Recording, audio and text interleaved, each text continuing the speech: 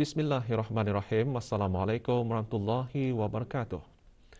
Jumlah keseluruhan kes jangkitan COVID-19 meningkat kepada 16,558 kes apabila 82 kes baru jangkitan COVID-19 dicatatkan kemarin di negara Brunei Darussalam.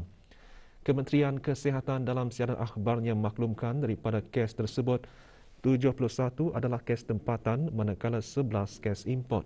Sementara itu, 3,872 ujian makmal dilaksanakan dalam tempoh 24 jam, manakala kadar kes positif 2.1%.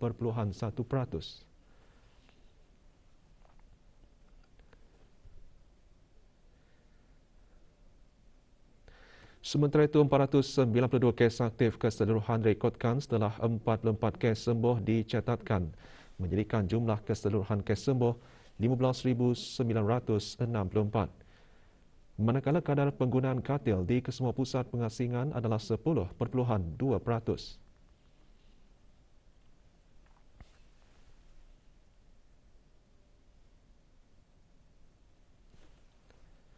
Sehingga 31 Januari 2022, kadar keseluruhan penduduk yang menerima sekurang-kurangnya satu dos vaksin 94.8%. Untuk 2 dos vaksin 94%, sementara 40.5% bagi penerima 3 dos vaksin.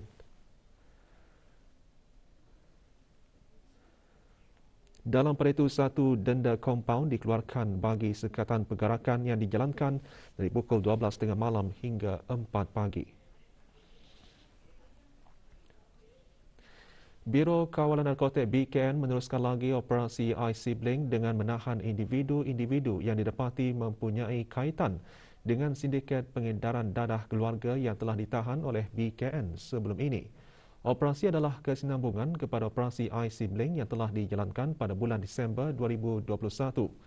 Serbuan yang dijalankan secara serentak pada 10 dan 11 Januari 2022 di 5 buah lokasi di daerah Brunei dan Muara, iaitu di Kampung Lambak Kiri, Kampung Perpindahan Mata-Mata, Rancangan Perumahan Negara Lambak Kanan, Kampung Terunjing, Kampung Lupak Luas dan Jalan Singa Menteri di daerah Blight telah berhasil menahan 26 orang, termasuk 21 orang lelaki dan 5 perempuan berumur di antara 20 ke 54 tahun.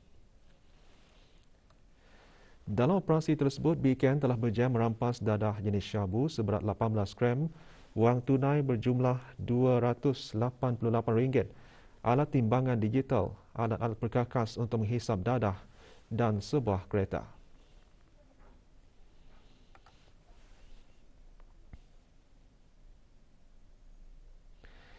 Individu-individu yang ditahan merupakan ahli-ahli sindiket yang berperanan sebagai penjual dadah kecil-kecilan atau pusher dadah dan runner kepada ketua sindiket yang telah ditahan pada bulan Disember 2021.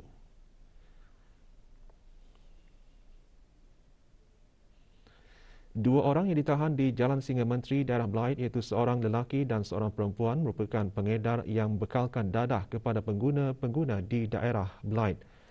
Tangkapan lelaki ini adalah adik kepada suspek utama operasi Black Widow yang juga telah ditahan oleh BKN. Turut ditahan beberapa individu yang merupakan pelanggan dadah kepada suspek-suspek tersebut.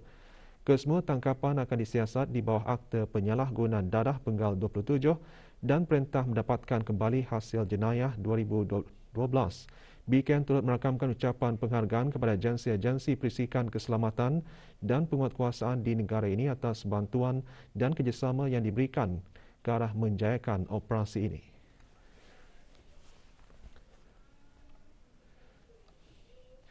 Masyarakat Tionghoa di negara Brunei Darussalam meraihkan sambutan Tahun Baharu Cina. Sambutan tersebut merupakan amalan budaya zaman berzaman dalam mengukuhkan persaudaraan dalam kalangan keluarga dan sahabat. Biarpun sambutan diadakan secara sederhana dengan mengamalkan norma baharu, ia tidak menjejaskan kemeriahan sambutan. Malah penjagaan kesejahteraan dan kesihatan setiap ahli keluarga menjadi fokus utama semasa perhimpunan keluarga. Dengan hanya mengundang ahli keluarga terdekat, sambutan dipastikan mematuhi langkah-langkah pengawalan COVID-19 dan prosedur operasi standard SOP di bawah garis panduan perkumpulan ramai semasa fasa awal endemik yang dilaksanakan pada masa ini.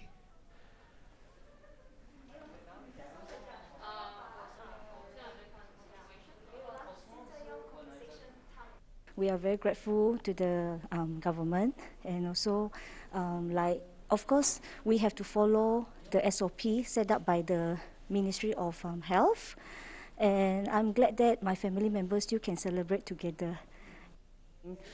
We all have to do our part, for the safety of the nation and not just rely on our government to take care of us. I'm very blessed, right, to be able to this year celebrate with the family.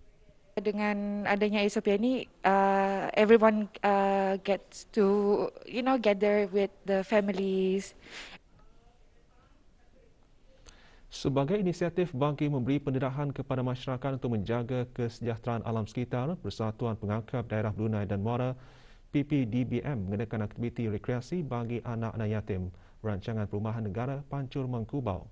Aktiviti diadakan di Tasik Tang Salangan, Kampung Tungku. Sebelum aktiviti bermula, diadakan penyampaian sumbangan kepada anak-anak yatim yang terpilih. Acara diisi dengan aktiviti berkayak. Aktiviti rekreasi berkenaan diadakan dengan mematuhi prosedur operasi standard SOP dan garis panduan kesihatan yang ditetapkan oleh Kementerian Kesihatan.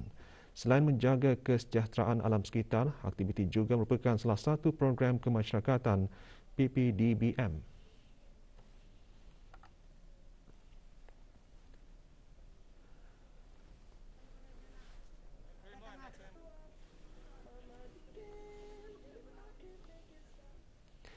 Curiga terhadap sebuah kereta yang diletakkan di bahu jalan raya di kawasan perumahan Kampung Bukit Sibanging. Ganggutan pegawai penyiasat daripada Balai Polis Muara Pasukan Polis Diraja Brunei mendapati tersimpan sejumlah bungkusan dipercayai barang tegahan. Hasil siasatan awal menemukan 13 bungkusan meliputi 160 botol minuman keras berbagai jenama, 10 unit dan 130 paket peralatan dipercayai digunakan bagi penggunaan rokok elektronik. Juga menjalankan pemeriksaan ke tempat kejadian Jabatan Kastam dan Eksais Diraja. Sebarang maklumat mengenai kegiatan jenayah, orang ramai diseru menyalurkan dan mengongsikannya kepada pasukan polis Diraja Brunei di 993 atau mana-mana balai polis berdekatan.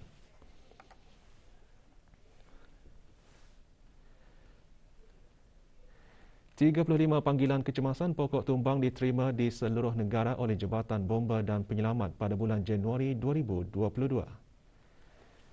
Menurut statistik Jabatan Bomba dan Penyelamat, dari keseluruhan panggilan, 25 daripadanya diterima di daerah Brunei dan Muara, 5 di daerah Belait, 2 di daerah Tutong, sementara 3 panggilan dicatatkan di daerah Temborong.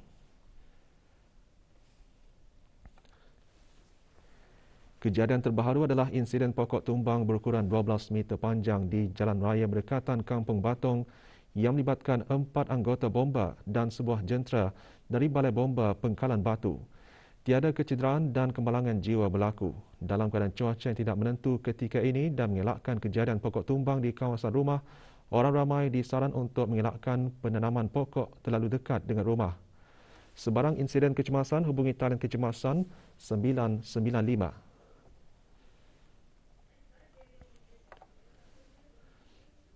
Muzik merupakan salah satu cabang cerminan budaya sesebuah masyarakat.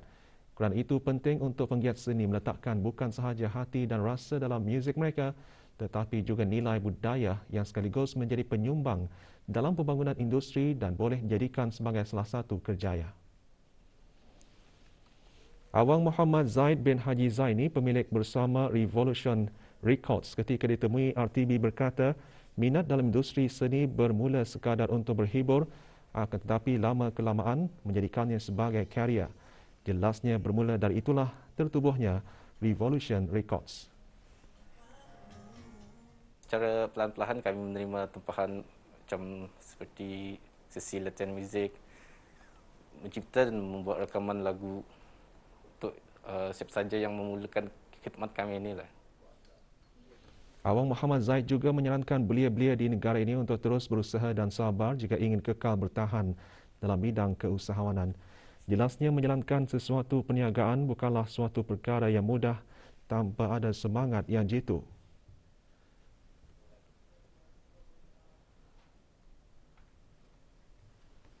Nasihat saya untuk belia-belia luar sana yang berminatkan berbisnes, dengan pernah give up, walaupun pada awalnya susah menjalankan perniagaan. Yang penting terus berusaha lah, tawakal dan fokus menjalankan sesuatu pekerjaan.